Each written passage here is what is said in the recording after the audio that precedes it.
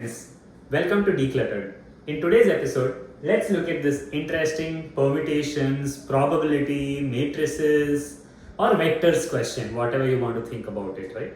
Let's first read the question, pause the video for a couple of minutes, try solving it, and then come back to me for a couple of solutions. The question goes as, we have a 3x3 matrix which are formed using the elements only of +1 or -1. What is the probability that the determinant of such a matrix is not 0? It's a very straightforward question, maybe confusing. Pause the video, try it, and then come back to me for the solution. Alright, let's first understand the total number of cases. Since I have a 3x3 matrix, I have total of 9 spots, and each spot can take either a +1 or a -1, and I have 2 power 9 total matrices, right? Now the determinants will repeat, but I am looking at the matrix, count of matrix for which the probability of the determinant is not 0. So total number of matrices is 2 power 9. Now let's look at how to solve this. We know that the determinant of a matrix is 0 if Ri by Rj is a constant. That is, if the ratio of two rows of a matrix is a constant. And now, in this case, since the matrices are either with plus or minus 1, the ratio, this constant, can either be 1 or -1.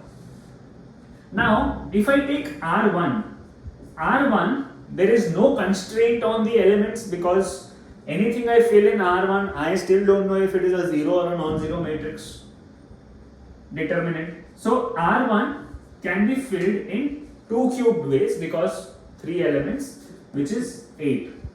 Now, if I look at R2 will have 6 choices. That is because R2 cannot be plus of R1 or minus of R1. As an example, if R1 is 1, -1 and 1, then R2 cannot be 1, -1 and 1, or it cannot be -1, 1, -1. So for every element, there are 2 choices that are eliminated. So R2 will have a total of 6 choices that can be there for R2. And same way, R3 cannot be plus or minus of R1, and it cannot be plus or minus of R2. So this will have 4 choices that are available for R3. Now, the question is, how is it that R3 is only 4 if there is an overlap? There is no overlap between R1 and R2 because R1 is a different matrix. R2 is also a different matrix, and plus and minus of R1 and R2 will be 4 different matrices. Hence, the total number of cases for R3 will be 4. So the probability that the determinant is non-zero is 8 into 6 into 4 by 8 cube.